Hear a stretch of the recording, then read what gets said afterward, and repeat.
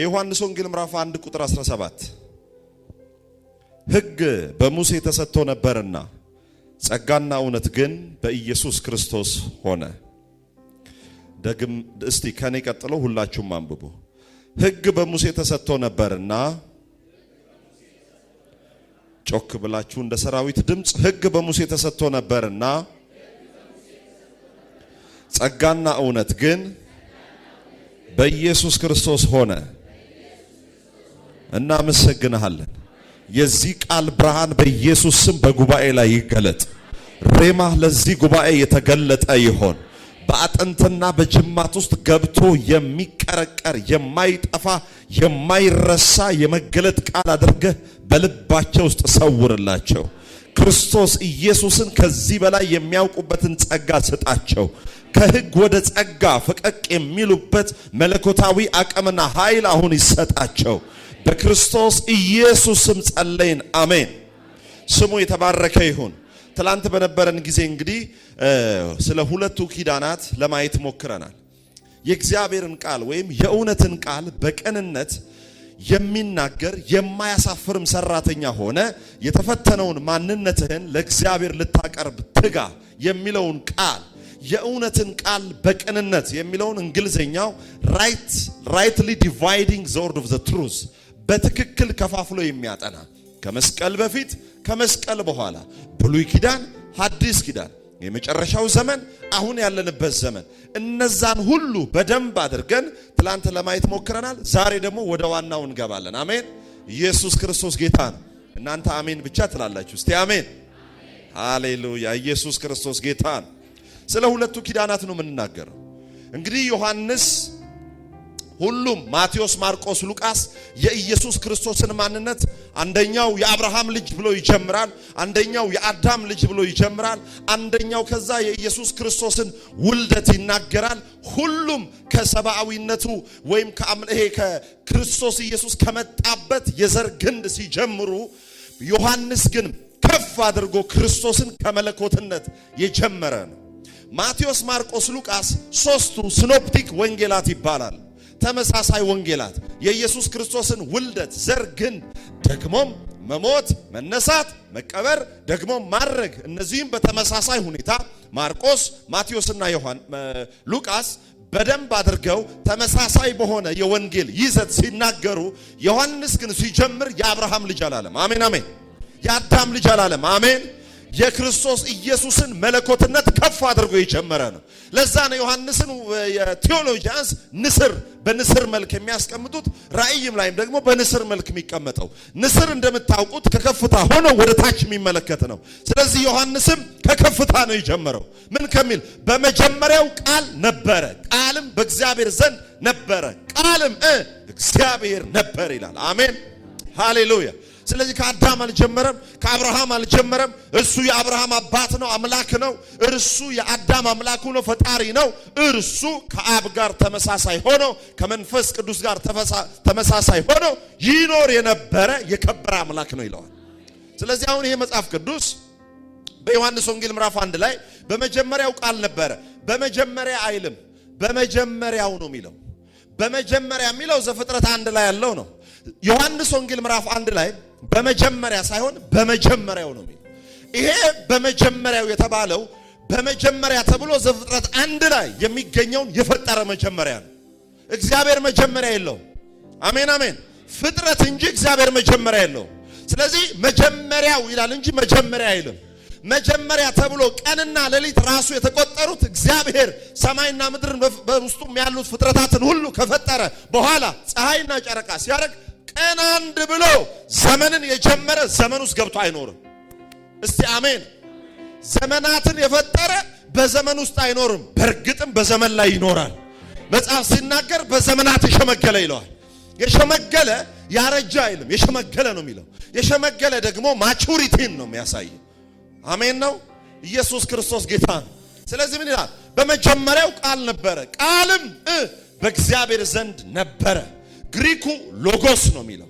ቃል የሚለው ሎጎስ ማለት ስፖክን ወርድ የንግግር ቃል ሳይሆን አካላዊ ቃል። አሜን። ፍጥረትን ወደ መገኘት ያመጣ መለኮታዊ ቃል ነው የሚለው። ብዙዎች ኦንሊ ጂሰሶችም ሌሎችም እንደሚናገሩት ኢየሱስ ጆሆቫዎችም ይላሉ ኢየሱስ የአብ የንግግሩ ቃል ነው ይላሉ። ኖ ኢየሱስ መለኮታዊ ቃል ነው፣ አካላዊ ቃል ነው። የንግግር ቃል አይደለም፣ አካላዊ ቃል ፍጥረትን ወደ መገኘት ያመጣ ዲቫይን ሪዝን ነው ይሉታል ስነ መለኮት ምሁራን። ዲቫይን ሪዝን ማለት ምንድነው? የፍጥረታት መገኘት ምንጭ ነው፣ መንስኤ ነው። በእግዚአብሔር ዘንድ ሲል እንግሊዘኛው ዘንድ የሚለውን ይሄ ሲንግልነስን አይደለም የሚያሳየው፣ አንድ ሆኖ አይደለም የሚያሳየው፣ ተመሳሳይ ሆኖ የሚል ትርጉም ነው ያለ። ተመሳሳይ ሆኖ ሲል ምንድነው? ከአብ ጋር ከመንፈስ ቅዱስ ጋር አንድ አምላክ ሆኖ ሥላሴ ጉባኤ ውስጥ ሁለተኛው አካል ወይም እግዚአብሔር ወልድ ሆኖ ከአብ ሳያንስ ከመንፈስ ቅዱስ ሳይበልጥ ከአብና ከመንፈስ ቅዱስ ጋር አንድ ሆኖ ይኖር የነበረ በስጋ የተገለጠ ከማርያም የተወለደ የተጠመቀ የሞተ የተነሳ ያረገ በአብ ቀኝ የተቀመጠ ዳግመኛ ሊወስደን የሚመጣ አባት አለን። የኛ እምነት ይሄ ነው። ሃሌሉያ። ባለፈው ዶክተር ቄስ ገለታ ሲያስተምሩ በጣም ደስ የሚል ነገር ተናገሩ። በዚህ ምድር ላይ ብዙ እምነቶች አሉ፣ ብዙ ሃይማኖቶች አሉ። ብዙ ሃይማኖቶች ታኦይዝምን ብትመለከቱ ታኦ የሚባል ሰው የፈጠረው እምነት ነው። ኮንፊውዥኒዝም የሚባል እምነት አለ። ኮንፊውዥኒዝም የሚባለውን እምነት ያመጣው ሰውዬ ኮንፌሽንስ የሚባለው ነው። do not do wrong things that you are hate to do on you to others ይላል። በአንተ ላይ እንዲደረግ የማትፈልገውን በሌሎች ላይ አታድርግ የሚል አንድ ብሬዝ ወሰደና በሱ ላይ ትምህርት ሰራ። ከማቴዎስ ወንጌል ወስዶ ማለት ነው።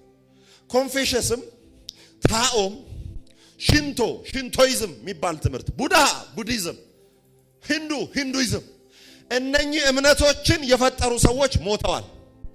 እነኚህ እምነቶችን የፈጠሩ ሰዎች አለ ብዙ ትምህርት አላቸው። ነገር ግን አንድ የሌላቸው ትምህርት አለ። ምንድነው ሲባል ተመልሰው ይመጣል ብለው ሰብከው አያውቁም። ብቸኛ እምነት በምድር ላይ መሪያቸውን የእምነታቸውን ጀማሪና ፈጻሚ ሞቷል ብቻ አይደለም ዳግም ተመልሶ ይመጣል የሚሉት ክርስቲያኖች ብቻ ናቸው። ኢየሱስ ጌታ ነው።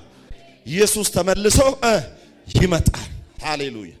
ስለዚህ የዮሐንስ ከዮሐንስ ወንጌል ምዕራፍ 1 ጀምሮ ስለ ቃል በደንብ አድርጎ ይናገራል። ሁሉ በእርሱ እንደሆነ ከሆነውም አንዳች ያለ እርሱ እንዳልሆነ እርሱም ደግሞ ሥጋን ለብሶ እንደመጣ ከቅድስት ድንግል ማርያም እንደተወለደ አምላክነትን የጀመረ ሳይሆን ራሱ አምላክ ሆኖ የነበረ በሥጋ የተገለጠ እግዚአብሔር ለዓለም እንዲያድን የላከው የእግዚአብሔር ልጅ ኢየሱስ ክርስቶስ መሲሁን በደንብ አድርጎ ይናገራል። ከዛ በኋላ እንዲህ ይላል፣ ሕግ በሙሴ ተሰጥቶ ነበርና። ነበር ካለ አላፊ ጊዜ ነው። ከኔ ጋር ናችሁ? ነበር ካለ ምንድነው? አላፊ ጊዜ ነው። አሁን ሕግ በሙሴ ተሰጥቶ ነበረ። አንድ ያዙልኝ። ከዛስ ጸጋና እውነት ግን በኢየሱስ ተሰጠ ይላል እንዴ? ምንድነው የሚለው? እስቲ ሆነ በሉ። የድሬዳዋ ሰዎች አይዟችሁ፣ አቅም በደንብ እንትን በሉ። እሺ ጨምሩ። ሆነ በሉ እስቲ። እንደ የድሬዳዋ ሰው እኮ በጣም በድምጹ እኮ ነው የሚታወቀው። ደስ ሲል ድምጹ ራሱ ሲያወራ ቸርች ውስጥ ነው እንደሚበላው ወስጄዋለሁ። ተመለሰ፣ ምርኮ ተመለሰ ትላል። ድምጻችን ይመለስ። አሜን። እስቲ አሜን በሉ። ይሄ ነው የሰራዊት ድምጽ። ሰራዊት ብሏል ፓስተር ዳኜ ጋር እጄ እያገለገልኩ ሰራዊት ሲል የሰር ቸርቹ እንዲህ ይናወጣል። ጎረቤት ምናምን ሁሌ ክስ ይመጣል። ክስ እስኪመጣ መጫው አለብህ። ኢየሱስ ጌታ ነው። ሃሌሉያ። ደግሞ አፈናቅሉት ተባለ። አቤሎን ጌታ ይባረክ። ምን ይላል? ሕግ በሙሴ ተሰጥቶ ነበርና። ሕግ በሙሴ ተሰጥቷል፣ ግን ነበር ነው የሚለው። ነበር ምንድነው? ፓስት ቴንስ ነው፣ አላፊ ግስ ነው። አሁን ግን ምን ይላል? ጸጋና እውነት ግን በኢየሱስ ተሰጠ አይልም፣ ሆነ ነው የሚለው። ሙሴ ሕግን ይዞ የመጣ ነው። ሙሴ መጪው ሳይሆን አስመጪው ነው። እግዚአብሔር ለሕዝቡ የላከው መልእክት ሕጉን ነው እንጂ ሙሴን አይደለም። ኢየሱስ ጋር ስትመጡ ኢየሱስ ጸጋና እውነትን ይዞ የመጣ አይደለም፣ ራሱ ሆኖ የመጣ። የእግዚአብሔር መልእክት በአዲስ ኪዳን ራሱ ኢየሱስ ነው። ስለዚህ ጸጋ ስንል ካሪስ የሚል ግሪክ ቃል አለው። ካሪስ ማለት ደግሞ the anointed one ማለት ነው፣ የተቀባ ማለት ነው። አሜን ነው። ኢየሱስ ክርስቶስ ጌታ ነው።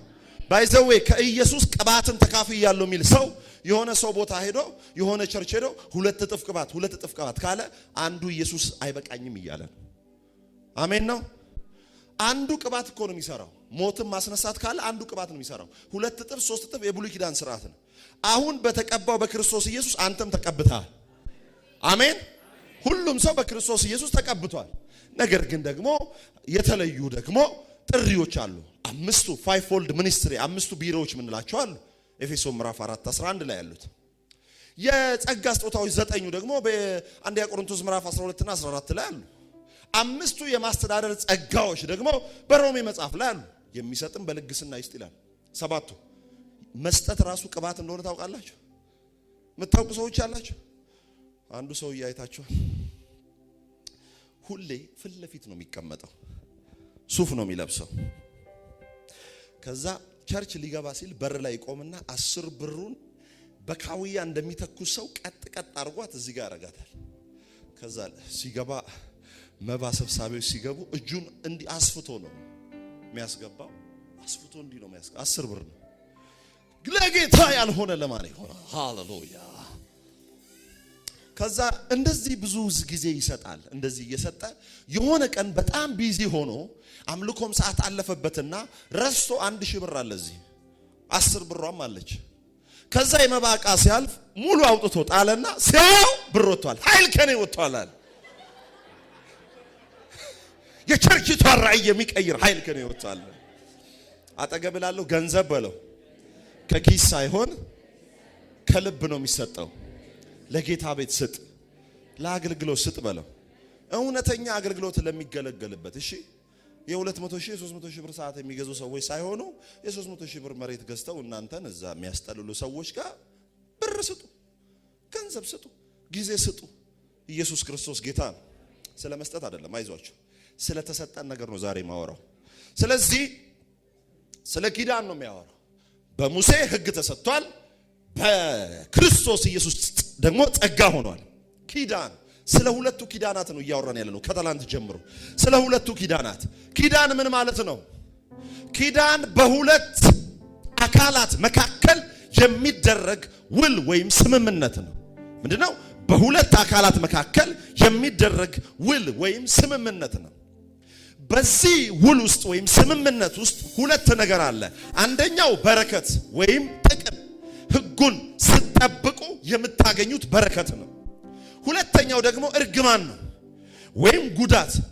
በዛ ኪዳን ውስጥ ለኪዳኑ ወይም ኪዳን ውስጥ ላለው ሕግ ካልታመናችሁ በእናንተ ሕይወት ላይ የሚመጣ እርግማን አለ።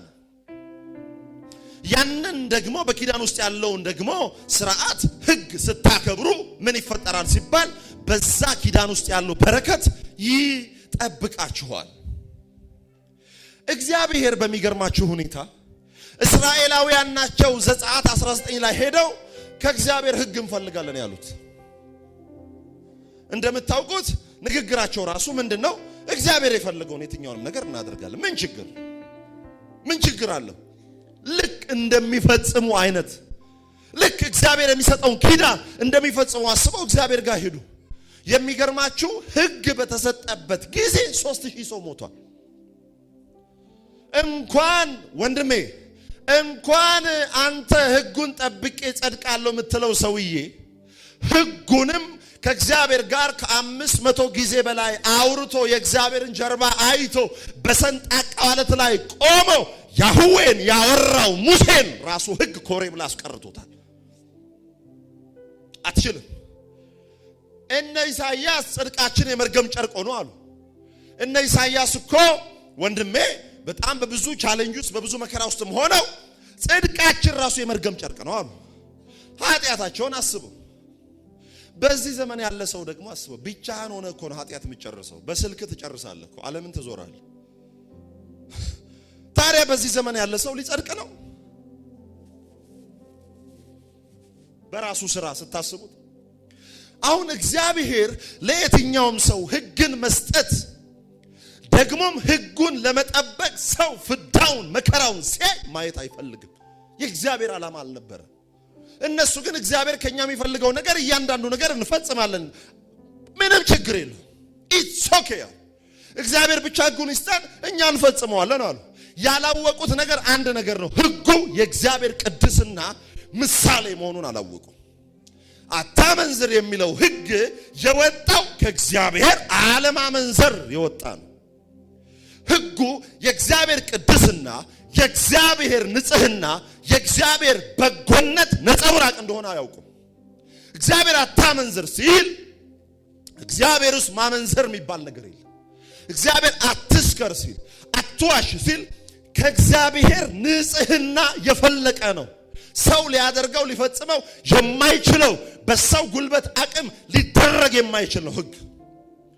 ሕግ ምንድነው ሲባል በእግዚአብሔር ጽድቅ ስታንዳርድ የተገለጠ በሰው አቅም ሊሆን አይችልም። ዘጸአት 19 ላይ እግዚአብሔር ከኛ የሚፈልገው ነገር ሁሉ እናደርጋለን። ኦኬ ታደርጋላችሁ? እሺ ብሎ ሙሴ ወጣ።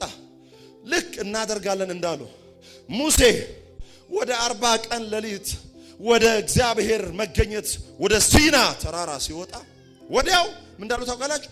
በፊታችን አሉ የሚገባ ከዛስ የሚወጣ አምላክ እንፈልጋለን። ትርጉም እንደሆነ ታውቃላችሁ? በፊታችን ሽር ጉድ የሚል አምላክ እንፈልጋለን። ሽር ብትን ፏፈሽ የሚል አምላክ እንፈልጋለን እያሉ ማለት ውጣ ይሄው መጣ ወይኔ ያው ሄደ የሚሉት ልክ እንደ ቴኒስ አጫዋች እንዲህ ማለት ፈልገዋል። ከዛ ወጣ ሙሴ ሲወጣ ወዲያውኑ በፊታችን የሚወጣ የሚገባ አምላክ እንፈልጋለን። እሺ አሮን ቶሎ በል የእጃችሁን አንባር፣ የእግራችሁን አንባር፣ የአንገታችሁን ሐብል፣ የጣቶቻችሁን ቀለበት ስጡኝ። እሺ ከዛስ በኋላ ጥጃ ሰሩ። ልክ ሕግ እንፈልጋለን አሉ። ወዲያው ደግሞ ሙሴ ሳይወርድ ጣዖት ማምለክ ጀመሩ። ይሄ ነው የሰው ማንነት። ሕግን አከብራለሁ ስትል ወዲያው ኃጢአት ይመጣባል። ለምን? አንደኛ ቆሮንቶስ ምዕራፍ 15 ቁጥር 56 ላይ መጽሐፍ ሲናገር እንዲህ ይላል፣ የኃጢአት ኃይል እስቲ ከኔ ጋር በሉ፣ የኃጢአት ኃይል በሉ ሕግ ነው። አይታችኋል? የኃጢአት ኃይል ሕግ ነው። ኃጢአት በጣም መስራት ትፈልጋለህ? ኃጢአት እንዲበዛ ትፈልጋለህ? እስቲ አንድ ነገር ልንገራችሁ። አሁን ምነግራችሁን ነገር አንድ ሰው እንዳያስተውል። አሁን ምነግራችሁን ነገር ካሰላሰላችሁ በቃ ኃጢአት ውስጥ ናችሁ፣ አለቀላችሁ። እኔም ምነግራችሁ ቃል አለ። ያችን ቃል በአእምሯችሁ ካሰባችሁ አለቀላችሁ። አንበሳ፣ አንዳንዱ ሰው ጥቁር አንበሳ፣ የኢትዮጵያው አንበሳ አገሳ፣ ጎፈሬው የሆነ ሚዳቋ ሲበላ ምናምን አእምሯችሁ ላይ አልመጣም? እስቲ የመጣለት አንበሳ አልመጣላችሁ? ውሸት። እስቲ የመጣላችሁ እጃችሁን አንሱ። እሺ ገንዘብ 200 ብር፣ እቺማ ወዲያው ነው የምትመጣው አእምሯችሁ ላይ። ይሄውላችሁ ለምሳሌ 200 ብር ስል ወዲያው ሌላ ነገር እያሰባችሁ ነበረ።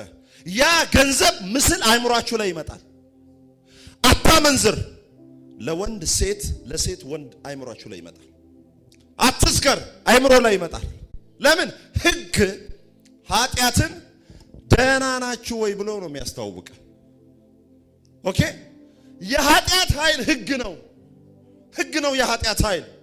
ቆንጆ ሰላም ሆኖ እዚህ ቤት ቁጭ ያለውን ሰውዬ አታመንዝር ስትለው ረስቷል እኮ እሱ በመንፈስ ነበር፣ በስጋ እንዲሆን ታስታውሰዋለህ። ለምን? ሕግ ከኃጢአት ነፃ አያወጣም። ጸጋ ነው ከኃጢአት ነፃ የሚያወጣ። እስቲ አሜን። በደንብ ስሙ። ዘመናትን እስቲ ስለ ዘመናት በደንብ ማወቅ አለብን። መጽሐፍ ቅዱስ ለምሳሌ በዘመን መጨረሻ ይላል፣ ደግሞ በዓለም መጨረሻ ይላል። በዘመን መጨረሻና በዓለም መጨረሻ የሚባሉ ነገሮች አሉ። በዕብራውያን 1 ላይ ስትመለከቱ በዘመን መጨረሻ በልጁ ተናገረን ይላል። በምን መጨረሻ? ከኔ ጋር በሉ እስቲ። በምን መጨረሻ? በዘመን መጨረሻ ለኛ በልጁ ተናገረን። ሌላ ቦታ ደግሞ ሄዳችሁ እስቲ ማቴዎስ ወንጌል ምዕራፍ 24 የማቴዎስ ወንጌል ምዕራፍ 24 ላይ ሄዳችሁ ስትመለከቱ ምንድነው የሚለው? 24:13 ማለት 24:3 እንዲህ ይላል። ያ በዘመን መጨረሻ ይላል፣ ይሄ ደግሞ በዓለም መጨረሻ ይላል። የማቴዎስ ወንጌል እኔ ያነብላችኋለሁ ሰዓት ለመቆጠብ። የማቴዎስ ወንጌል ምዕራፍ 24 ቁጥር 3 እርሱም በደብረ ዘይት ተቀምጦ ሳለ ደቀ መዛሙርቱ ለብቻቸው ወደ እርሱ ቀርበው ንገረን፣ ይህ መቼ ይሆናል? በደንብ ስሙ። የመምጣትህና የዓለም መጨረሻ ምልክቱ ምንድነው? ጥያቄው የዓለም መጨረሻ ነው። ዕብራውያን ላይ ደግሞ ስትመለከቱ የዘመን መጨረሻ ነው የሚለው። የዘመን መጨረሻና የዓለም መጨረሻ ምልክቱ ምንድነው? የዘመን መጨረሻ ማለት በመጽሐፍ ቅዱስ 7 ዘመናት አለ። ዲስፔንሴሽን ምንላቸው፣ ዘመነ መግቦት ምንላቸው፣ የሕግ ዘመን፣ የጸጋ ዘመን፣ የሺው ዘመነ መንግስት። አሁን በዘመን መጨረሻ ለኛ ተናገረን ሲል ክርስቶስ የሕግ ዘመን በሚሰራበት ነው የመጣው። አሁን ክርስቶስ ኢየሱስ በዘመን መጨረሻ ሲል የሕግ ዘመን ሊያበቃ ሲል በልጁ ተናገረን እያለ፣ የዓለም መጨረሻ ሲል ደግሞ ክርስቶስ ኢየሱስ ዳግመኛ ከመምጣቱ በፊት ስላለው ትሪቡሌሽን ወይም የመከራው ዘመን ስለዛ ነው የሚናገረው። አሁን የዓለም መጨረሻው ሲል ምን እያለ ነው? የመምጣት መጨረሻ ወይም የዓለም መጨረሻው ምንድነው? 7 ዘመናት አሉ። ቴዎሎጂያንስም እንደሚያውቁት በፔንቴኮስታል፣ በሉተራን፣ በፕሬስቢቴሪያን፣ በአንግሊካን ከ10 በላይ በሚሆኑ ዓለም አቀፋዊ በሆኑ ዶክትሪኖች ውስጥ አንደኛው ሆኖ ዲስፔንሴሽናሊዝም።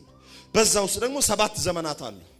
አንደኛው የንጽህና ዘመን ይባላል። the age of purification ወይም የንጽህና ዘመን። የንጽህና ዘመን ማለት ምን ማለት ነው? አዳምን እግዚአብሔር አምላክ በኤደን ገነት ያስቀመጠበት፣ አዳም ኃጢአትን የማያውቅበት፣ አዳም በደልን የማያውቅበት፣ ክፉንና መልካሙን አዳም የማያውቅበት ዘመን ምን ይባላል? የንጽህና ዘመን ይባላል።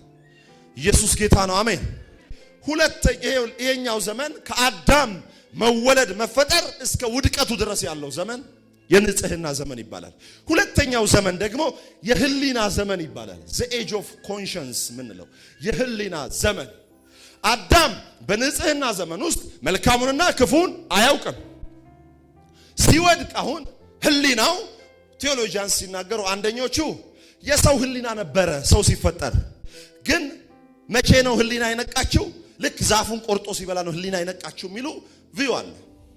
ሁለተኞቹ ደግሞ አይ ህሊና አልነበረችም፣ ልክ ዛፉን ሲበላ ፍሬዋን ሲበላ ህሊና ተፈጠረች ይላሉ። ተፈጠረችም ነቃችም እኛ ምንም ጉዳያችን እሱ አይደለም። አሁን የህሊና ዘመን ሲል አዳም በንጽህና ዘመን መልካሙንም ክፉንም አያውቅም። ከወደቀ በኋላ ግን መልካሙንም ክፉንም ማወቅ ጀመረ። የህሊና ዘመን ነው። ከአዳም ውድቀት እስከ ኖህ ድረስ ያለው የህሊና ዘመን ነው። የተጻፈ ህግ የለም። ሰዎች ክፉንና መልካሙን በአይምሯቸው የሚያውቁበት ዘመን ነው። አሜን ነው። ይሄ የህሊና ዘመን ከአዳም ውድቀት እስከ ኖህ ድረስ ያለው። ሶስተኛው ደግሞ የሰው አገዛዝ ዘመን ነው። the administration of human being የምንለው ወይም the governance of human being የምንለው የሰው አገዛዝ ዘመን። ይሄ ከዘፍጥረት 11 እስከ ዘፍጥረት 12 ያለው የሰው ልጆች ወደ እግዚአብሔር ለመድረስ ለመቅረብ ህንፃን እየሰሩ እግዚአብሔር ጋር እንቀርባለን ያሉት። በሂስትሪ ሜሶፖታሚያን ሲቪላይዜሽን የሚባለው ማለት ነው። የሰናኦር ግንብ ምንለው ማለት ነው። እነኚህ እግዚአብሔር ጋር እንደርሳለን ብለው ሰዎች እንደፈለጉ የሚሆኑበት ዘመን የሰው አገዛዝ ዘመን። አራተኛው የተስፋ ዘመን ወይም የቃል ኪዳን ዘመን ከአብርሃም እስከ ሙሴ ድረስ ያለው the age of promise or hope ምንለው ማለት ነው። አውቄ ነው ስለዚህ ዘመን ምነግራችሁ። ከአብርሃም እስከ ሙሴ በዚህ ዘመን ላይ የተጻፈ ህግ የለም። በዚህ ዘመን ላይ የተሰጠ ህግ የለም። ለአብርሃም ግን እግዚአብሔር አምላክ ዘፍጥረት 12 ላይ ከኡር ከከለዳውያን ምድር እግዚአብሔር አምላክ አብርሃምን ና ውጣ፣ ዘርህ እንደ ሰማይ ከዋክብት ደግሞም እንደ ምድር አሸዋ አበዛለሁ ብሎ ባልተጻፈ ህግ በተስፋ ቃል አብርሃምን ያወጣበት ዘመን። ይሄ ዘመን ከሙሴ ማለት ከአብርሃም እስከ ሙሴ ድረስ ያለው ይህ ዘመን የተስፋ ዘመን ይባላል። በተስፋ ሰዎች የሚኖርበት ኦኬ። ምን አይነት ዘመን? ይሄ ዘመን ምን ይባላል? የተስፋ ዘመን ይባላል። ከአብርሃም እስከ ሙሴ። አምስተኛው የህግ ዘመን ነው። የህግ ዘመን እግዚአብሔር አምላክ በዘጸአት 19 ላይ ጠየቁት። በዘጸአት 24 ላይ ደግሞ ሙሴ በሂሶጵ ምን መጽሐፉ ላይና ህዝቡ ላይ 7 ጊዜ ረጨ። ከዛ በኋላ ኪዳን ተጋቡ። የተጋባው ህዝቡና መጽሐፉ ናቸው። እግዚአብሔር እስራኤላውያንን ከግብጽ ያወጣው በበጉ መታረን እንጂ በህግ አይደለም። ባለፈውም ነግሬያችኋለሁ። እግዚአብሔር እስራኤላውያን ያወጣው በህግ አይደለም። በምንድነው? በበጉ መታረን ነው። እግዚአብሔር ሲያወጣቸው ከግብጽ በጉበኑና በመቃኑ ላይ ደም ቀቡ። ደም ጉበኑና መቃኑ ሲቀባ የቤት በር በፊደል ነው የሚያመጣው። በደግሞ ስምንተኛው የዕብራይስጥ ቃል ወይም ፊደል ነው። በማለት ህይወት ማለት ነው። ስለዚህ በበጉ መታረድ ነው እንዲወጣ የፈለጉት። እስራኤላውያን ከግብጽ እስከ ሲና ድረስ ሲመጡ ሙሴ ላይ አጉረምርመዋል፣ እግዚአብሔር ላይ አጉረምርመዋል። የሚገርማችሁ ነገር ማንም አልሞተም። እስከ ሲና ድረስ ማንም አልሞተም። መሞት የጀመሩት ህግን የወሰዱ ቀን። የእግዚአብሔር ዓላማ እስራኤላውያንን ከግብጽ ወደ ከነዓን የማስገባት እቅዱ በህግ አድርግ አታድርግ ሳይሆን በበጉ መታረድ ነበር። ነገር ግን እነሱ ህግን ሲቀበሉ አታድርግ የሚለውን ነገር እንፈልጋለን አሉ። የዛን ዕለት ደግሞ ምን አደረጉ? ጣዖት ሰው ለጣዖት ሲሰግዱ ሙሴ ታቦቱን ወረወረ፣ ጽላቱ 3000 ሰው እምሽክ አለ። የእግዚአብሔር ዓላማው ከግብጽ እነሱን ያወጣው በደሙ መታረድ በበጉ መታረድ ነበር። ፋሲካ ታውቃላችሁ? ፋሲካ በሐቢብ ወር በ14ኛው ቀን ፋሲካ አድርጉ። በጉን ጠቦት ምን አድርጉ? እረዷል። በሁለተኛው ቀን በወጡበት ደግሞ የዳስ በዓል ወይም የቂጣ በዓል አለ። ፋሲካ ሲያደርጉ በጉን ያርዳሉ። በጉን ሲያርዱ የበጉ ጭን አይሰበርም። አትስበሩት ጭኑን ብለዋል። በጉ ምን አይሆንም? ጭኑ አይሰበርም። የክርስቶስ ኢየሱስ ምሳሌ ነው። ልክ ሮማውያን በመስቀል ላይ በቀኝና በግራ የተሰቀሉትን ሰዎች መሞታቸውን ለማረጋገጥ መተው ጭናቸውን ሲሰብሩ ኢየሱስን ሊሰብሩ ሲመጡ ኢየሱስ ኦልሬዲ ሞቷል። ጭኑን አልሰበሩትም። ኢየሱስ ተገድሎ የሞተ ሳይሆን በፍቃዱ ነፍሱን የሰጠ ነው። ኢየሱስ በግድ ሕይወቱን የሰጠ ሳይሆን ነፍሱን ስለ ወዳጆቹ አሳልፎ የሰጠ ነው። መሞት ማንም በጥይት ይሞታል። ኢየሱስ በድንገት አልሞተም። ሊሞት መጥቶ ነው የሞተው። እስቲ አሜን ሃሌሉያ። ኢየሱስ ጌታ አታውቃል። በጉ ጭኑ እንዳይሰበራል። በሁለተኛው ቀን ደግሞ ፋሲካ አለ ማለት የቂጣ በዓል አለ። ቂጣውን ሲያዘጋጁ ቂጣው እሳት የነካው ነው። ትንሽ ለብ ያደረገው ነው። እሳት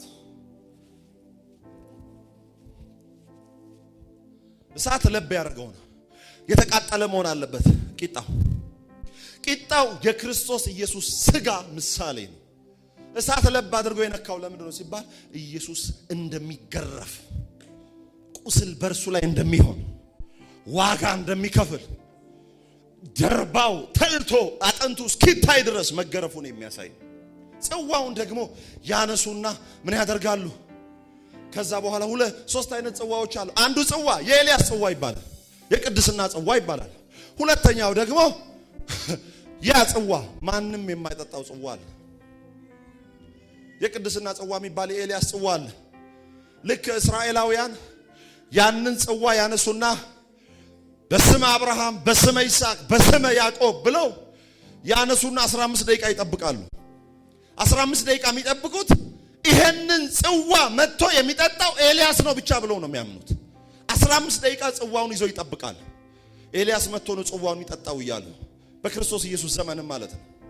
ኤልያስ ነው ይሄን መጥቶ ጽዋ የሚጠጣው ብለው የሚጠብቁ ሰዎች ነበሩ። ከዛስ እስራኤላውያን ወደ አይሁዳውያን በራቸውን ገርበብ አድርገው ይከፍቱና 15 ደቂቃ ኤልያስ መጥቶ ይሄን የቅድስና ጽዋ የጽድቅ ጽዋ ይጠጣል ብለው ሲጠብቁ ልክ ጌታ ኢየሱስ ክርስቶስ በመጨረሻው ላስት ሳፐር በምንለው የመጨረሻው እራት ላይ ጌታ ኢየሱስ ክርስቶስ ጽዋ አነሳ።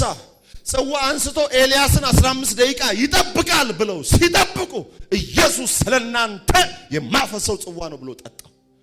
ሌላ የምትጠብቁት ኤልያስ የለም። ስለዚህ ጽዋ እናንተን የጽድቅ ጽዋ የምጠጣው እኔ ነኝ።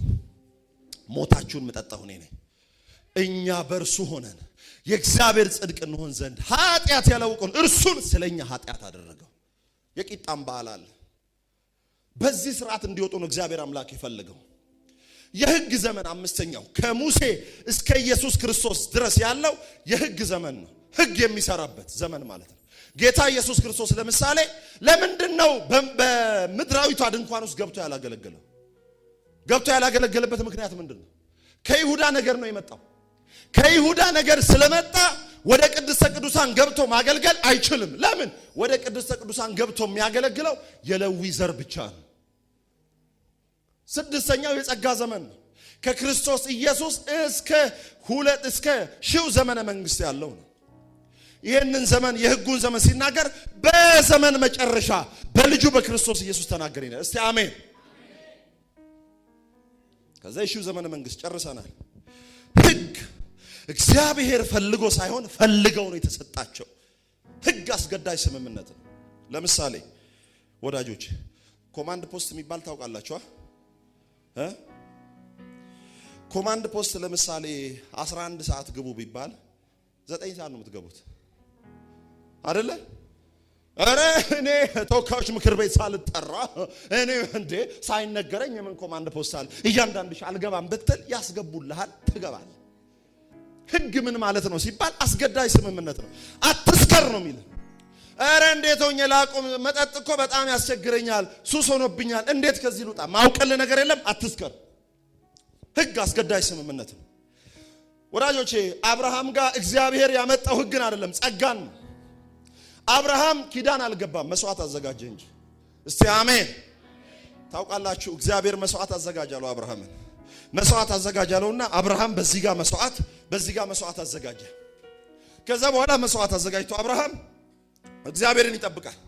እግዚአብሔርን እየጠበቀ አሞራ ምናምን ይመጣል መስዋዕቱን ሊበላ።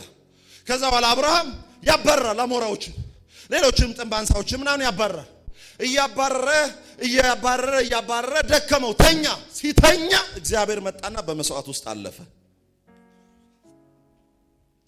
በመስዋዕት ውስጥ እግዚአብሔር ሲያልፍ ትርጉሙ ምን እንደሆነ ታውቃለህ? ነገ አብርሃም ለኪዳኑ ሳይታመን አጋር ጋር እንደሚገባ እግዚአብሔር ያውቃል። የኪዳኑ ምሳሌ ደግሞ ምን ማለት መሰለ?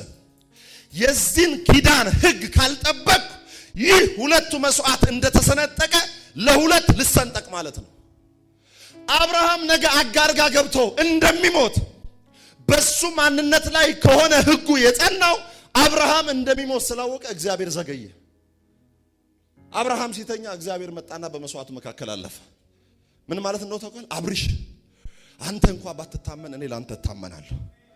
የነገርኩልን እስካደርግልህ ድረስ አልተውህም። አንተ ብትደክምም እኔ ስላንተ ታማኝ ሆኜ ኪዳኔን እፈጽማለሁ። ቃሌን ላደርግ ተጋለሁ ይላል። ብትደክምም ባንተ ድካም ላይ ተንተርሶ ኪዳን የሚያጥፍ ሳይሆን ላንተ ታምኖ የሚኖር ጌታ አለ።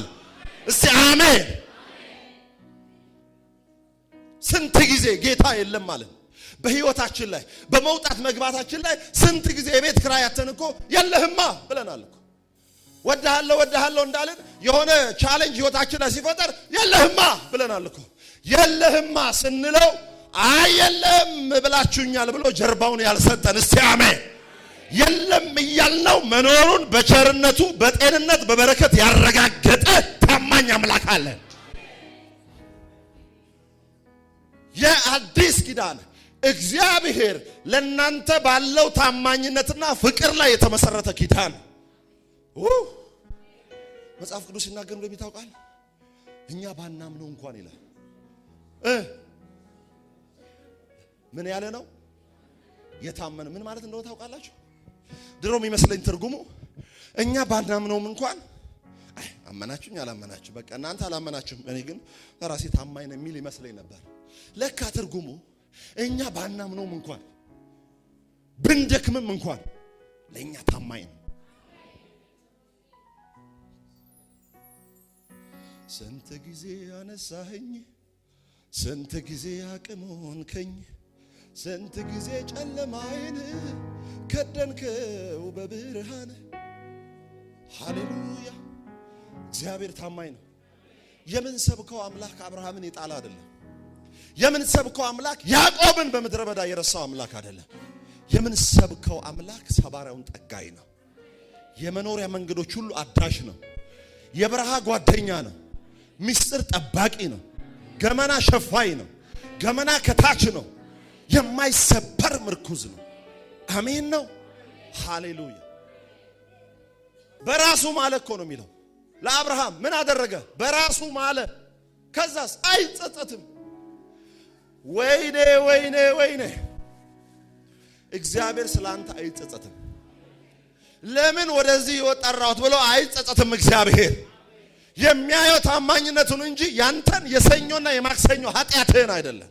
የሰኞና የማክሰኞ ጸሎትን አይደለም። እግዚአብሔር አንተን በመፍጠሩ አልተጸጸተም። ኢየሱስ ክርስቶስ ጌታ ነው። ከዛ ምንድነው ጉዳዩ? እግዚአብሔር ለአብርሃም ራሱን ምን አድርጎ ቆጠረለት? ጽድቅ አድርጎ ቆጠረለት። አብርሃም የሰራው ነገር የለም። አብርሃም የፈጸመው ነገር የለም። እግዚአብሔር ግን መጣና ለአብርሃም ራሱን ጽድቅ አድርጎ ቆጠረለት። ምን ማለት ነው ታውቃለህ? አብርሃም አመነ። ማንን ነው ያመነው? አብርሃም አመነ። ማንን ነው ያመነው? እግዚአብሔር እምነቱን ምን አድርጎ ቆጠረለት? እምነቱ ማለት ማንን ነው ያመነው? እግዚአብሔር ራሱን ለአብርሃም ቆጠረለት ማለት ነው። ታውቃለህ? እግዚአብሔር አብርሃም አመነ። ማንን? እግዚአብሔርን። ያመነው እግዚአብሔርን ነው። እግዚአብሔር ከዛ ራሱን ለአብርሃም ጽድቅ አድርጎ ቆጠረለት። በሐዲስ ኪዳን ደግሞ ክርስቶስን ላንተ ጽድቅ አድርጎ ቆጠረለት። ለምሳሌ አሁን እዚህ ጋር በጣም የሚወደው ሰው እኔ የምወደው ሰው አለ የለማ? ግን ቁጠሩ ብልስ ጽድቅ እኮ የለህም። ዝም ብሎ ቆጥሮልን የለህም እኮ መልካም ስራ የለህም እንዳለ ግን ቆጠረልህ።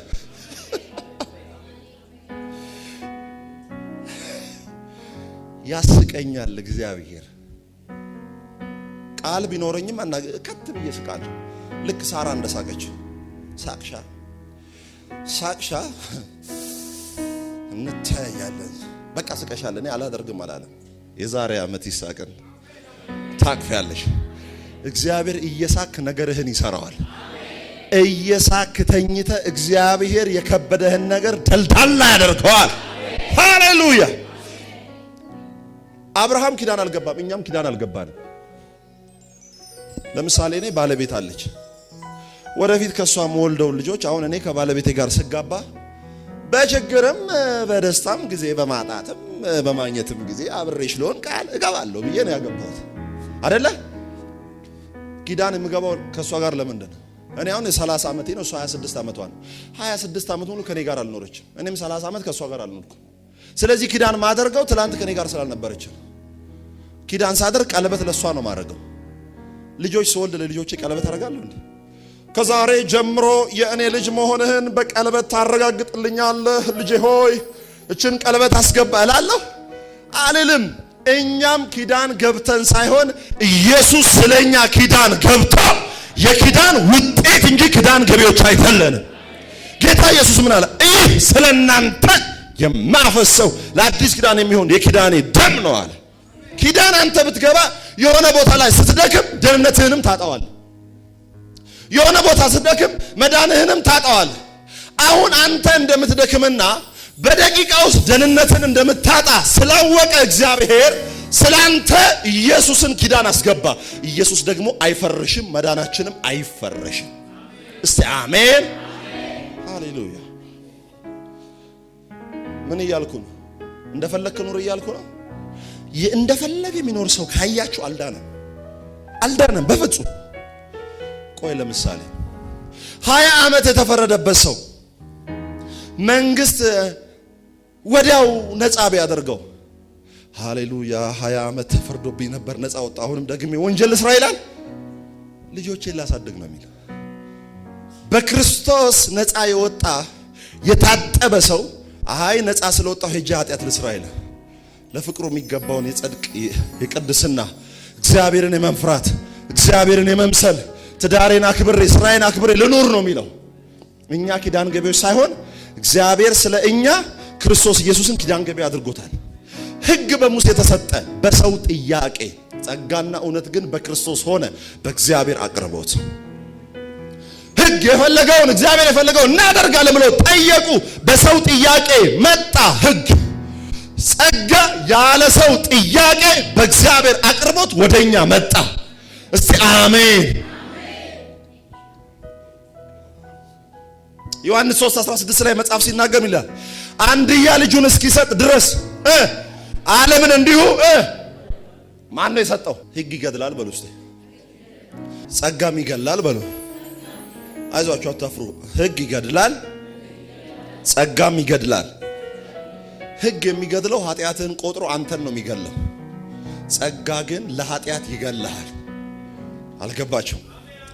ሕግ ድካምህን፣ ስህተትህን፣ ኃጢአትህን ቆጥሮ ይሄን አድርገሃልና እገልሃለሁ ይላል። ጸጋ ደግሞ ይመጣና ለኃጢአት ለዓለም እስቲ አሜን ለዲያብሎስ እንዳትሆን አንተን ለዓለም ይገልህና ለጽድቅ ሕያው ያደርጋል። ኢየሱስ ክርስቶስ ጌታ ነው። ሕግ ይቆጥራል፣ ጸጋም ይቆጥራል።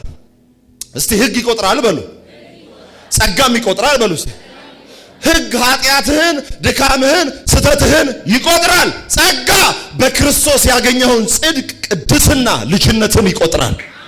እግዚአብሔር በክርስቶስ ኢየሱስ ጽድቅህን እየቆጠረልን ነው። እግዚአብሔር ኃጢአቱን የማያስብበት ሰው ብፁዕ ነው። ደግሜ ኃጢአታችሁን አንተ ለምን እንደምታስበው ታዲያ? ደግሜ ኃጢአታችሁን አላስብም ማለት ምን ማለት ነው? አላስብም። ከሆነ ስራ ላይ እየሰራ የሆነ ሰው አናዶ የሆነ ሰው ተሳደብክ በኃይለ ቃል። ከዛ ቸርች መጣ ልጸልይ ስትል አንተ ማትረባ ደግሞ ሰው ሆነ ልጸልይ ነው። ቅድም ያደረግከውን ማላውቅ መስሏል። አይታል ሰይጣን አይምሮ ላይ ሆነ የሚቆጥረው ኃጢአትን ነው። በክርስቶስ ኢየሱስ የዳንክ ሰው ከሆንክ ኃጢአትን ሰይጣን ሊያስቆጥር ሲል እንዲህ በለው፣ በክርስቶስ ኢየሱስ ላሉት አሁን ኩነኔ የለባቸውም። እስቲ ኩነኔ የለብኝም በሉ። ኢየሱስ ክርስቶስ ጌታ ነው። ሃሌሉያ። በሕግ እጅ ላይ ከሆንክ ትሰበራል። በሞግዚት እጅ ላይ ከሆንክ ትሰበራል። ሜምፊቦስቴ በሞግዚት እጅ ላይ ሆኖ የተሰበረው፣ ሁሉም በሕግ እጅ ላይ ሆኖ የተሰበረው። መጽደቅ ይፈልጋል፣ መልካም ነገር ማድረግ ይፈልጋል፣ ግን አልቻለም። ሕግ ይሰብርሃል፣ ጸጋ ይጠግናል። አሜን ነው ወይ? ሕግ ዲማንድ ነው፣ ፍላጎት ነው። ፍላጎት። ጸጋ ደግሞ ሳፕላይ ነው፣ አቅርቦት ነው። እስቲ ሕግ በሉ፣ ፍላጎት ነው። ጸጋ አቅርቦት ነው። አታል ሕግ ብትታዘዝ ብታደርግ ተቀደስ አተ ስርዓት ያዝ ነው የሚለው። ጸጋስ ደግሞ ህንካ መቀደሻ፣ ህንካ መጽደቂያ፣ ህንካ ኃጢአትን የምታሸንፍበት፣ ህንካ ዝሙትን የምታሸንፍበት፣ ህንካ ለብነትን የምታሸንፍበት። ሕግ አይታል ወደ ላይ እግዚአብሔር ላስደስት እግዚአብሔር ሊደግፈው ነው። ጸጋ ህንካ ውሰድ፣ እግዚአብሔር አንተን የሚደግፍበት ነው። ጸጋ ሕግ ደግሞ እግዚአብሔር ሊደግፍ ለቀና የምትልበት ነው። የቱ ይሻልሃል? የቱ ይሻላል? ሕግ ወደ ላይ ነው፣ እግዚአብሔርን ላስደስተው መልካም ነገር ላድርግ ነው። ጸጋ ደግሞ እኔ የምደሰተው በልጄ እንጂ ባንተ አይደለም። ልጄን ስለተደሰትኩበት በልጄ ደስታ ተቀብያለሁ። አንዳንድ ማትገቡበት የሀብታም ቤቶች፣ አንዳንድ በወርቅ የተንቆጠቆጡ የባለጠጎች ቤቶች ሰዎቹን ባታውቁም ከልጆቻቸው ጋር እኮ ወዳጅ ሆናችሁ ትገባላችሁ። ድሮኛ ህብረት ትርኢት ሮብና ቅዳሜ ለማየት እኛ ቤት ቲቪ የለም። ቲቪ ያለው እዛ ገጠር ነው እንግዲህ የነበርኩት። ሁለት ሰው ቤት ነው። ያ ሁለት ሰው ቤት ከሳምንት ጀምሮ ከልጃቸው ጋር ስናሽቃብጥ በቃ ቲቪ ለማየት አባቴ ያለ እናትህ ሳለች እና ቴሌቪዥን ያለና እያን ከልጆች ጋር ስንወጣ ስንገባ አውቀን ለአባትየው ፊታችን እናሳያለን። ለእናትየው አለን እንላ እደ መጣ እንዴ የወይዘሮ ሙሉ ልጅ ይሉኛል። አዎ ከዛስ መሬት ላይ ቁጭ ብለህ ሶፋ ላይ አትቀመጥም። ቁጭ ያለ መሬት ላይ ቅርጮ ነው እንግዲህ ቅርጮ ላይ ትቀመጣል። አይታል ሰዎቹን አናውቅም። የገባ ነው በልጆች በኩል ወደ እግዚአብሔር የገባ ነው ጽድቅ ኖሮን ሳይሆን በልጁ በኢየሱስ በኩል። አሜን ነው። ታዲያ ምን ያክሯራናል? ነግሬያችሁ የለ ጸጋ ኮድ 4 ነው። ኮድ 4 ደግሞ ቪኤትን ብትዝ የመንግስት ነው ብያችኋለሁ። አሁን እዚህ ሀገር ሌክሰስ የ60 ሚሊዮን ብር መኪና ሀበሻ ከፉ ስለሆነ ቀድሞ ታርጋ ነው የሚያ ራሱን ሊያጽናና ከዛ የመንግስት እድሜ ለግሬ ይላል። እድሜ ለቦንዳ ልብስ እያለ አይታል። ጸጋ ኮድ 4 ነው በሉ እስቲ። ጸጋ ኮድ 4 ነው በሉ። አዎ ጸጋ መኩራሪያ አይደለም። የትንቢት ጸጋ ካለህም የምታገለግልበት እንጂ የምትገለገልበት አይደለም። ዋ ብዬሻለሁ ለኔ አስራት ካላወጣሽ ተምችና ኩብኩባ ቤትሽን ይሞላዋል። እያየሁሽ ነው። የኔን ቃል ካልሰማሽ ከመንፈሳዊ ዓለም ነው ዲስኮኔክት ማድረግሽ። ብራዘርኛ በብሉቱዝ መሰለ እንደ ሰማይ ገባን። በኢየሱስ ደም ነው የገባን። ማንም ሊያቋርጥ ሊረግም አይችልም። ኦሬዲ ተባርካል። በለዓም አላየም እስራኤልን መጥቶ ሊራገም ሲል ወይኔ እግዚአብሔር እንደዚህ በአዲስ ኪዳን አስቡ ውስጥ በለዓም ሊራገም መጣ። እስራኤል ደግሞ እያንኮራፋን አቤት አቤት ግርማ ሞገሱ አተኛኘቱ ይላል። አይታል ተኝተህ ታስፈራዋል። አሜን እስቲ ሊራገም ሲል ነው ይሄ የተባረከ ህዝብ ነው። ተኝተህ ታስፈራቸዋል። ጠንቋይ መተተኛ ሟርተኛ አይደለም። የእግዚአብሔር ሰው ነኝ ብሎ ለራሱ ስም የሰጠ ሊረግም ይቅርና ማንም በማይረግም በመንፈሳዊ በረከት ሁሉ ተባርካል። ፈራት እንኳን ቆሞ ተኝቶ የእግዚአብሔር ህዝብ ያስፈራል። ኢየሱስ ክርስቶስ ጌታ ነው። ሰው እሺ አንዳንድ ሰው እሺ አሁን እኔ ሕግና ነቢያትን ልሽር አልመጣሁም ልፈጽም ነው የመጣሁት እኮ የሚለው አለ። ታዲያ ምን ማለት ነው? እሱ ትርጉሙ ማቴዎስ 5:17 ላይ ያለው እኔ ሕግና ነቢያትን ለመሻር አልመጣሁም ልፈጽም እንጂ ምን ማለት ነው? እኔ ሕግና ነቢያትን ልሽር አልመጣሁም። ለምን? ሕጉ ራሱ የእግዚአብሔር ጽድቅ የእግዚአብሔር ቅድስና ነጸብራቅ ነው። እንዴት እግዚአብሔር ራሱን ይሽራል? አይሽርም። ግን ሕግ መፈጸም ስላለበት እናንተ ያቃታችሁን ሕግ መጥቼ እፈጽመዋለሁ አለ። ስፈጸም ደግሞ ምን ይላል መጽሐፍ ቅዱስ? አንዲቷ የውጣ እንኳን እስክትፈጸም ድረስ አታልፍም አለ። ምን ማለት ነው? እስክትፈጸም አታልፍም ማለት ስትፈጸም ታልፋለች ማለት ነው። ስለዚህ እናንተ ያቃታችሁን ሕግ እኔ ገባና ፈጽሜ ወደ እናንተ እንዳይሻገር አደርገዋለሁ። ይኸውልህ የኔን መስቀል ኃጢአትና ጨለማ ዓለም አይደለም፣ ሕግ ራሱ አይሻገርም። ይሄ እየፈተናችሁ የሚጥለውን እኔ ራሴ ተፈትኜ አልፌላችሁ የኔን ጽድቅ ለእናንተ ቆጥራለሁ። ኢየሱስ ክርስቶስ ጌታ ነው። ይኸውላችሁ መጽሐፍ ቅዱስ ጽድቅ ይኸውላችሁ ሰው በክርስቶስና በራሱ መካከል የሙሴን ሕግ በራሱና በእግዚአብሔር መካከል ባስቀመጠ ቅጽበት የተፈጸመውን የክርስቶስ ኢየሱስን የማዳን ሥራ እየተቃወመ ነው። እንዴት ነው የሚቃወም? መጽሐፍ ቅዱስ ሲናገር ይላል ጽድቅ በሕግ በኩል የሚገኝ ከሆነ እንኪያስ ክርስቶስ ኢየሱስ በከንቱ ሞተ። ስለዚህ በሕግ ነው። ይኸውልህ አንዳንድ ሰው በጸጋ ድኖ በሕግ ሊኖር ይፈልጋል። የእግዚአብሔር ጽድቅ ከጸጋ ወደ ሕግ ሳይሆን ከእምነት ወደ እምነት ነው የሚሸጋገር። እስቲ አሜን። ሮሜ ምዕራፍ 1:17 ላይ ምንድን ነው የሚለው? የእግዚአብሔር ጽድቅ ከእምነት ወደ እምነት። አሜን። በጸጋ ድነ በሕግ አትኖርም። በጸጋ ድነ በጸጋ ነው የምትኖረው። ጸጋው የሚያድን ብቻ ሳይሆን የሚያኖርም ጭምር ነው። እስቲ አሜን። ጸጋው ምንድነው? ዳንበት ሰዎችን ሁሉ የሚያድን አለና ይሄው ራሱ የዳንበት ጸጋ ዓለማዊ ምኞትን ክደን ራሳችንን በመግዛት ኃጢአተኝነትን ሁሉ የሚያስክድ ነው። ጸጋው የሚያድን ብቻ ሳይሆን የሚያኖርም ነው። ስለዚህ ጸጋ ገባኝ በጸጋ ዳንኩ የሚል ኃጢአትን እየካደ ነው የሚኖረው። ስለዚህ በጸጋ ድኛለሁ እንደፈለክሉን ካለ ጸጋ አላዳነውም፣ አልተረዳም። ጸጋና ሰላም ኢየሱስ ክርስቶስ ጌታ ነው። እስቲ እንደ የኢየሱስ ሞት በሉ የብሉይ ኪዳንን የጽድቅ መስፈርት አሟልቷል። ወደ አብ የሚወስደውን መንገድ የዘጋው ሕግ ነበር። ጌታ ደግሞ በእኛ ምትክ መንገዱን መርቆ ሪቫኑን ቆርጦታል። ኦሬዲ እግዚአብሔር መርቆ ይሄው በዚህ ሂዱ ለነፍሳችሁ እረፍት ታገኛላችሁ ብሎ ያጸደቀልን መንገድ ኢየሱስ ይባላል። አብ መንገዱን ደስ ብሎት ረክቶ መርቆታል። በክርስቶስ የሚመጡትን እግዚአብሔር ያስተናግዳቸዋል፣ ያድናቸዋል። መንገድ ነኝ ሲል ሄደ የማትጨርሰው የህይወት መንገድ ነው። እውነት ነኝ ሲል አውቀ የማትጨርሰው እውነት ነው። ህይወት ነኝ ሲል ኖረ የማይሰለች ህይወት ነው። ኢየሱስ መንገድ፣ እውነት፣ ህይወት። ሃሌሉያ! ኢየሱስ ክርስቶስ ጌታ ነው። ብራዘር ሞርጌጅ የሚባል ነገር አለ። ቤት ውጭ ሀገር፣ አሁን ውጭ ሀገር ሰዎች ሲኖሩ ቤት ይገዛሉ። ቤት ይገዙና ከዛ ደሞዛቸው ላይ ሊንክ ይደረጋል። ደሞዛቸው ላይ ሊንክ ተደርጎ በየወሩ ገንዘብ ከደሞዛቸው ላይ ይወሰዳል።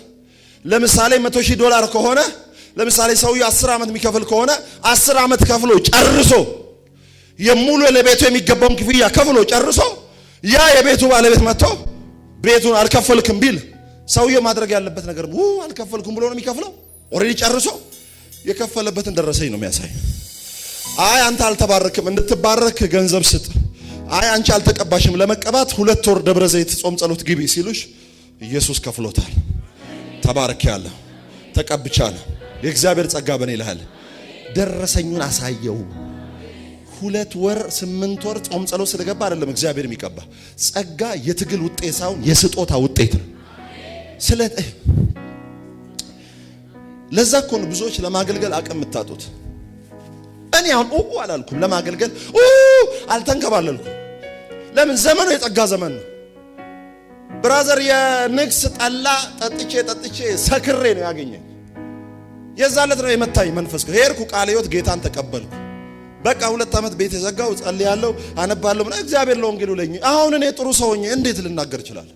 በፍጹም ልናገር አልችልም። ጽድቅ ችሎታ ሳይሆን ስጦታ ነው። አሜን። ኢየሱስ ክርስቶስ ጌታ ነው። ስለዚህ ክርስቶስ ኢየሱስ መስቀል የማረጋገጫ ሰነድ ነው። ኢየሱስ ክርስቶስ ጌታ ነው። ኢሳይያስ 53 ሃሌሉያ ሃሌሉያ ሃሌሉያ። ትንሽ ደቂቃ ነው የሚቀረኝ። ኢሳይያስ 53 ምን እንደሚል ተመልከቱ። ቶሎ ቶሎ እንየው። ኢሳይያስ 53 ምን ይላል? 10 ጀምሮ ላንብብላችሁ። እግዚአብሔርን በደዌ ያደቀው ዘንድ ፈቀደ። ነፍሱን ስለ ኃጢአት መስዋዕት ካደረገ በኋላ ዘሩን ያያል፣ እድሜውም ይረዝማል፣ የእግዚአብሔርን ፍቃድ በእጁ ይከናወናል። ከነፍሱ ድካም ብርሃን ያያል፣ ደስ ይለዋል። ጻድቅ ባሪያዬ በእውቀቱ ብዙዎችን ያጸድቃል፣ ኃጢአታቸውን ይሸከማል። ስለዚህም እርሱ ብዙዎችን ይወርሳል፣ ከኃያላንም ጋር ምርኮ ይከፋፈላል። ነፍሱን ለሞት አሳልፎ ሰጥቷልና ከአመፀኞችም ጋር ተቆጥሯልና። እርሱ ግን የብዙዎችን ኃጢአት ተሸከመ፣ ስለ አመፀኞችም ማለደ። ይሄ ኢሳይያስ 53 ነው። ኢሳይያስ 53 የመሲሁን ዋጋ መክፈል የሚያስረዳ የመጽሐፍ ክፍል ነው። የክርስቶስ ኢየሱስን ስቃይ፣ የክርስቶስ ኢየሱስን ሞት፣ ስለ ኃጢአተኞች የከፈለውን ዋጋ ገድል። ጴንጤ አንድ ገድል ነው ያለው፣ እርሱም የኢየሱስ ገድል ነው። ገድልና ድርሳን የለንም። አንድ ገድል እናውቃለን። ኢየሱስ ስለኛ ተጋድሎ የጻፈልን፣ በእርሱ ገድል ወደ እግዚአብሔር ገብተናል። በቃ ተቆጥሮልናል። ኢሳይያስ 53 ከዛስ 54 ደግሞ ከ53 የተነሳ የሚመጣውን ውጤት ያያል። 54 ላይ ደግሞ ሂዱ ኢየሱስ ስለሞተ ስለ ኃጢአተኞች ዋጋ ስለከፈለ 54 እንዲህ ይላል፣ አንቺ ያልወለድሽ መካን ሆይ ዘምሪ፣ አንቺ ያላማጥሽ ሆይ እልል በይ ጩሂም፣ ባል ካላት ይልቅ ፈት የሆነችቱ ልጆች በዝተዋልና ይላል እግዚአብሔር። እስቲ አሜን። አንተ እኮ ጽድቅ አልነበረህም። አንተ እኮ ፈትነ መውለድ አልቻልክም። አሁን ስለ ነፍሰ ጡር አይደለም የሚያወራው። ምንድን ነው የሚለው? ያልወለድሽ መካን ሆይ ሕግን ለመጠበቅ ሞክረሽ የወደቅሽ፣ በራስሽ ለመጽደቅ በራስሽ በእግዚአብሔር ፊት ትክክል ለመሆን ሞክረሽ ያልቻልሽ፣ እነሆ እልል በይ ጩኺ፣ ባል ካላት ይልቅ ፈት የሆነችው ልጆች በዝተዋልና። ለምን? ስለ አንቺ ተሰቅሏልና። ሳራ በ100 ዓመት አብርሃም ወለደ። ከሳራ አንዱ ይስሐቅ ሺውን እስማኤል ይበልጠዋል። አሜን ነው። ለፍታለች ሳራ? አልለፋችም። ሳራ የጸጋ ምሳሌ ናት። አጋር ደግሞ የሕግ ምሳሌ ናት።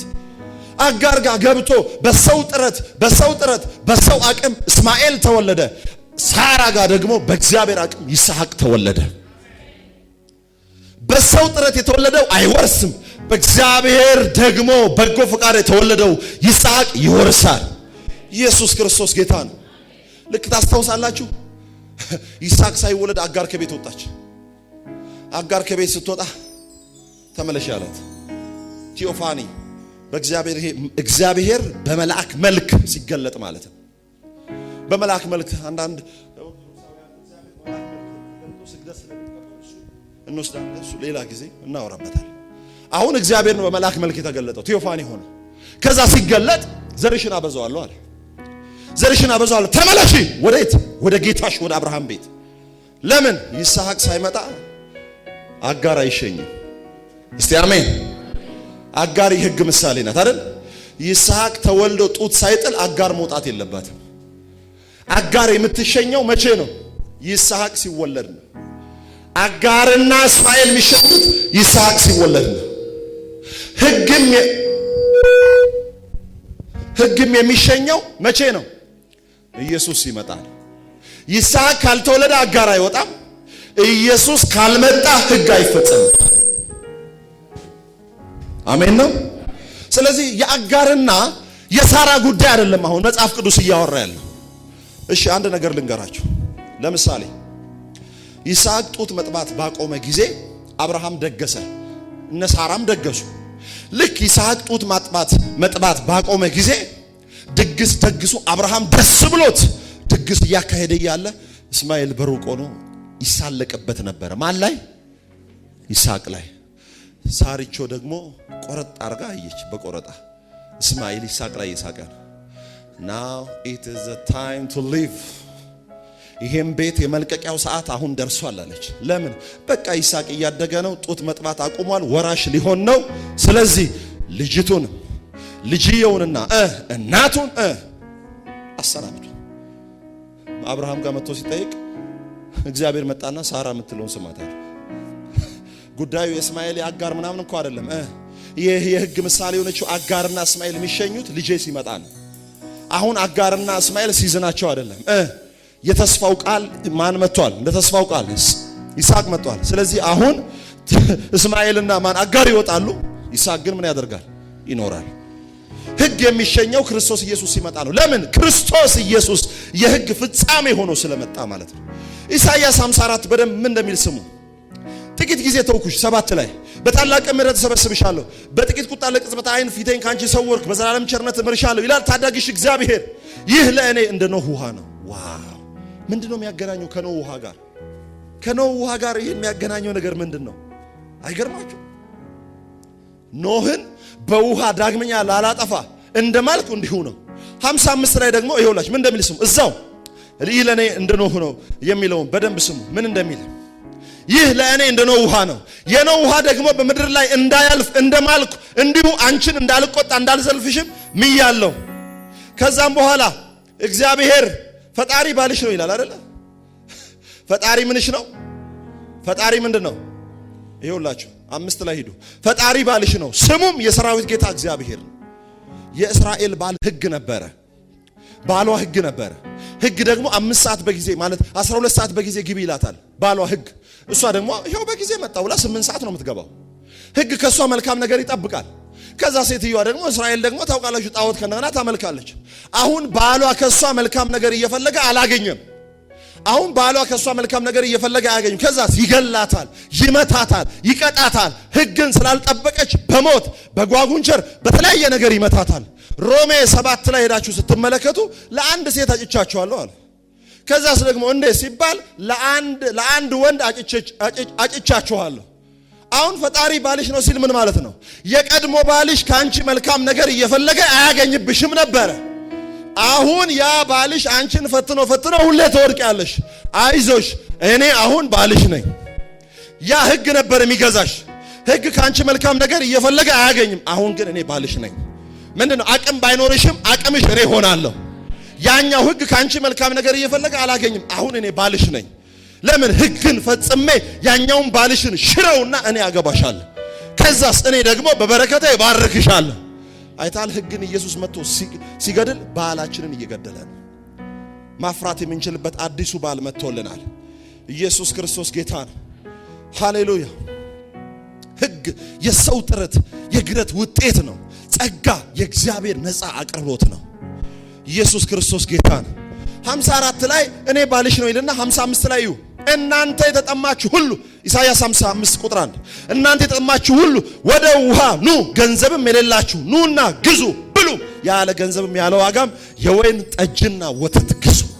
ቀድሞ በገንዘብ ነበረ፣ ዋጋ በመክፈል ነበር። አሁን መሲሁ ስለሞተ፣ አሁን መሲሁ ባልሽ ስለሆነ በነፃ መታችሁ ጽድቅን ግዙ፣ በማመን ብቻ ዳኑ እያለ ነው። ኢየሱስ ክርስቶስ ጌታ ነው።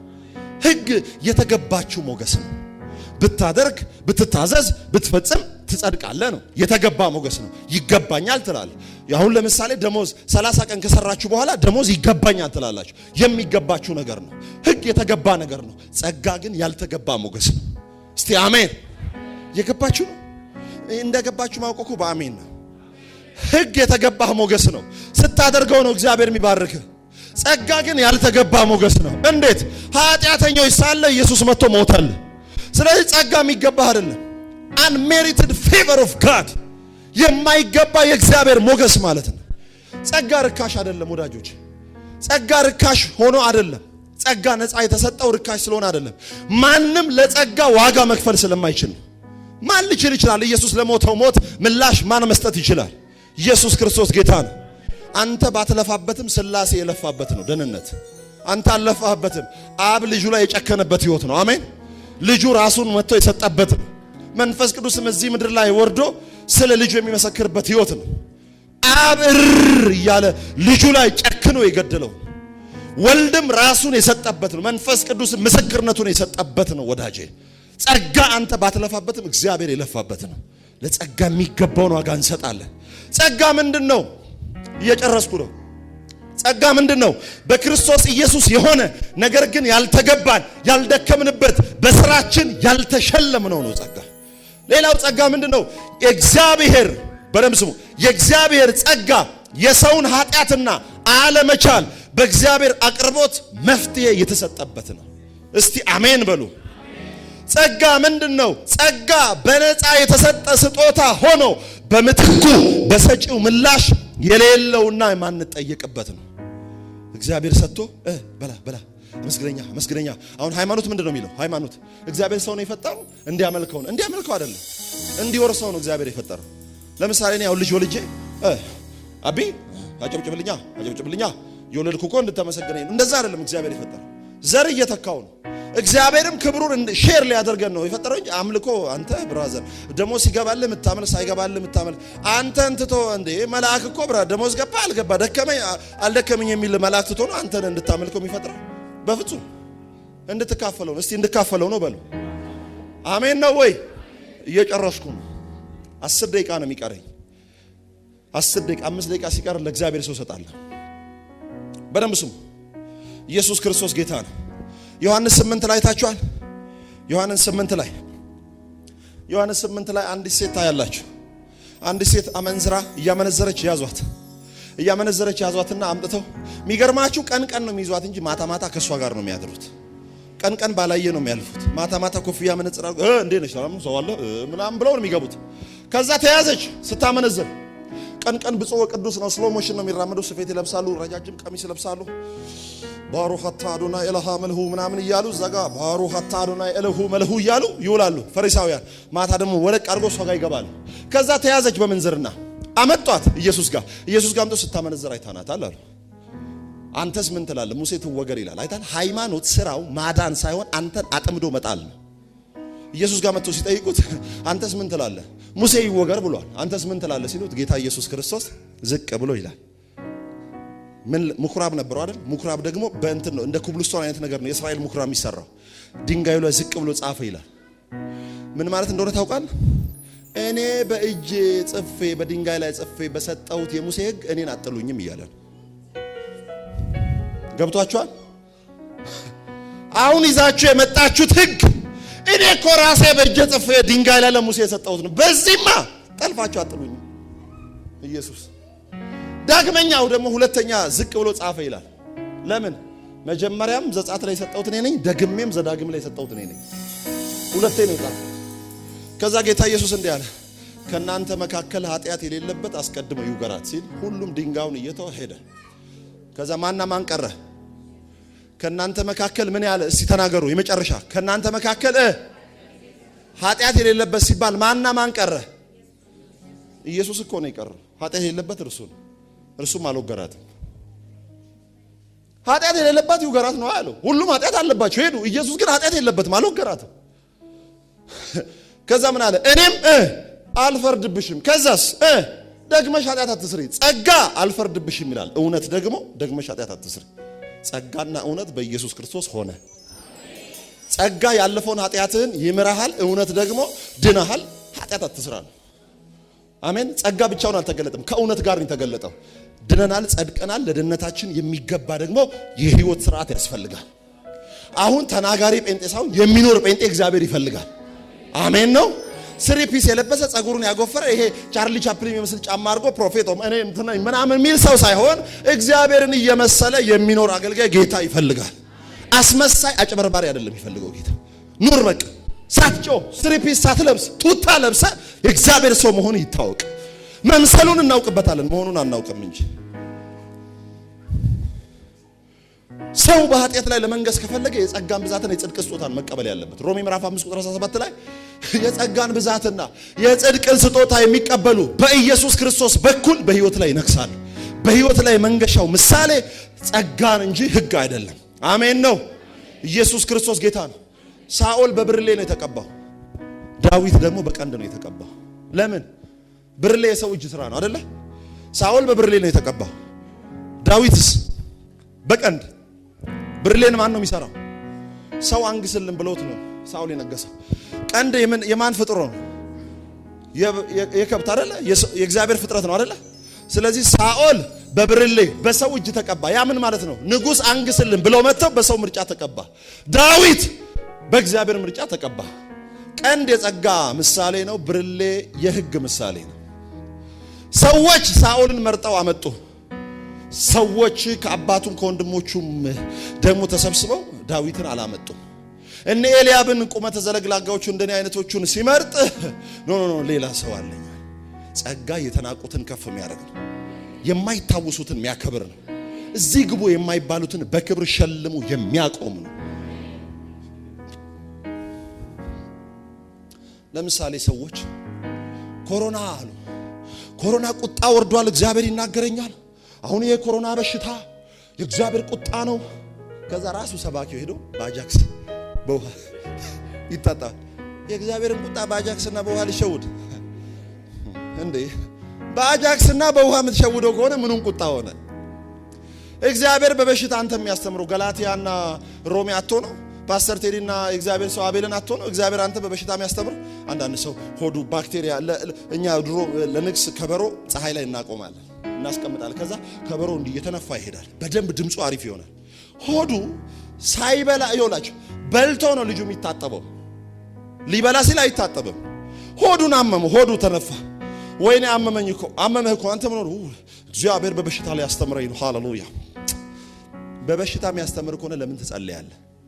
በሞት ያስመርቀኝ እንጂ እግዚአብሔር አስተምሮ ከዛ ስትሞት ሃሌሉያ በሞት ግራጁዌት አረገ፣ በበሽታ ደግሞ ተማረ። እግዚአብሔር አንተን ለማስተማር ተምች ኩብኩባ ጎዶቢያና ዩጎዝሎቫኪያ ሚልክ አምላክ አይደለም። በጸጋው ያስተምራል። ያስተምራቸው ዘንድ መልካሙ መንፈስ ሰጣቸው። ኢየሱስ ክርስቶስ ጌታ ነው። ከእግዚአብሔር ለመዳር ራሱ እግዚአብሔር ያስፈልጋል። ከእግዚአብሔር ቁጣ ለመዳር ራሱ እግዚአብሔር ያስፈልጋል። ሕግ የቁጣው እሳት ይበላሃል ይላል። ጸጋ የፍቅሩ እሳት ይበላሃል ይላል። እስቲ አሜን በሉ። እኔ ነኝ የደከምኩት፣ እናንተ ትንሽ ደቂቃ ነው ይቀረኝ። ሕግ የቁጣው እሳት ይበላሃል ይላል። ጸጋ ደግሞ ምን ይላል? የፍቅሩ እሳት ይበላል። አንድ ጥቅስ አለኝ ሀገር የተለመደ እግዚአብሔር የሚወደውን ልጅ ይቀጣል የሚል አማርኛው ትርጉም ነው። ባይዘው ሁላችሁም ስልካችሁ ላይ ጎግል አለ፣ ሄዳችሁ ዕብራውያን ላይ ያለው መጽሐፍ እግዚአብሔር የሚወደውን ይቀጣዋል የሚለውን በግሪኩ ስትመለከቱ ፔይዳ ነው የሚለው። ግሪኩ ፔይዳ የሚወደውን ይቀጣል ሳይሆን የሚወደውን ዲስፕሊን ያደርገዋል ነው የሚለው። ፔይዳ ማለት ፔዲያትሪሻን ከሚለው ቃል የመጣ ነው። እግዚአብሔር የሚወደውን ዲስፕሊን ያደርገዋል፣ ያስተምረዋል፣ ይቀጣዋል ላይ ነው። እኛ በኃጢአታችን ብንቀጣ ኖሮ ወዳጆቼ አንድ ደቂቃ ቸርች ውስጥ አንቆይም። አንድ ደቂቃ ብያችኋለሁ። ግሪኩን ሄዳችሁ ተመልከቱ። ከራሴ አላወራውም። የሐሰት ትምህርት አይደለም። እሺ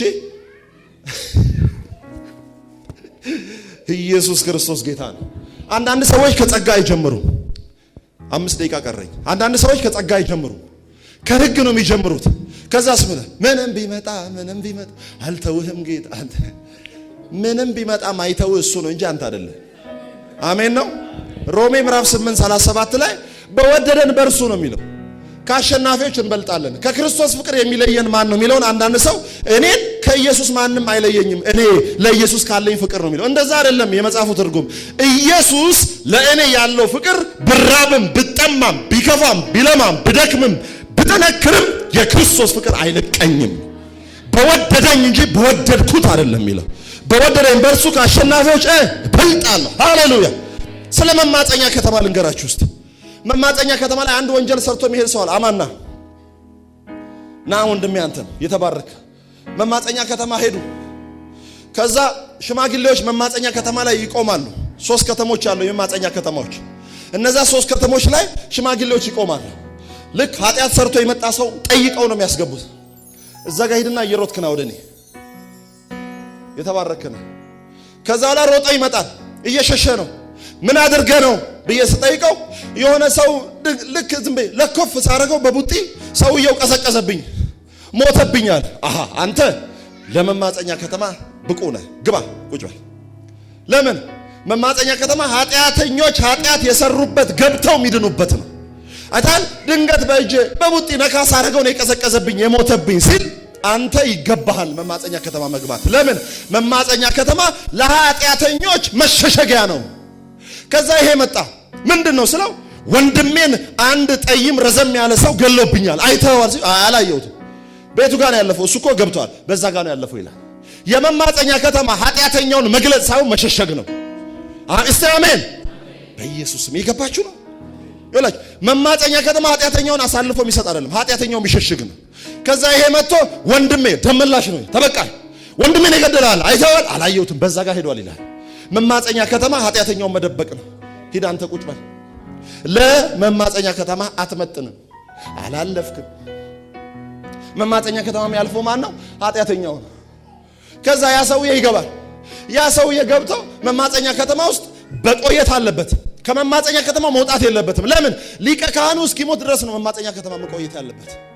ከወጣ ይገለዋል። ተበቃዩ በር ላይ አለ። ከክርስቶስ አካል አልወጣም በልስቴ፣ አልወጣም በልስቴ። ቸርች ቅሪ ምን ያደርጋል ቸርች ለሚለው ኖ መማፀኛ ከተማ ውስጥ ነኝ፣ አልወጣም። ቢደክመኝም ቸርች እመጣለሁ። ኃጢአት ቢያሸንፈኝም መጥቼ እዚህ እሪ ይላለሁ፣ ይደግፈኛል። ወዳጄ ብራዘር፣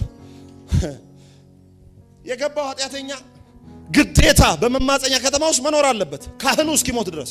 ከወጣ ደጅ ያለው ተበቃ ይገለዋል። የመማፀኛ ከተማ ውስጥ ዘርፈ ብዙ ነገሮች አሉ። ቁጭ ማለት የለብም። ጽድቅ አለ፣ ደህንነት አለ፣ በጎነት አለ። እንጆይ ማድረግ አለብህ ወዳጅ። ኢየሱስ ክርስቶስ ጌታ ነው። ሃሌሉያ። ሰው ኢየሱስ ውስጥም ሆኖ ሰይጣንን ማሰብ የለበትም። መማፀኛ ከተማ ውስጥ የገባ ሰው ስለ ተበቃዩ ማሰብ የለበትም። ኦልሬዲ ሴፍ ነው። ኢየሱስ ውስጥ ሆነ እንዴት ነው በበሬ ጥቁር ድመት አለፈ ብለህ የምትፈራው? መማፀኛ ከተማ ውስጥ ነው፣ ኢየሱስ ውስጥ ነው፣ ጸጋ ውስጥ ነው። አሜን ነው። ትላንት ነግሬያችሁ ያለ መርከቡ ወዲና ወደ ሲል ኖህ የሚወድቀው መርከብ ውስጥ ነው።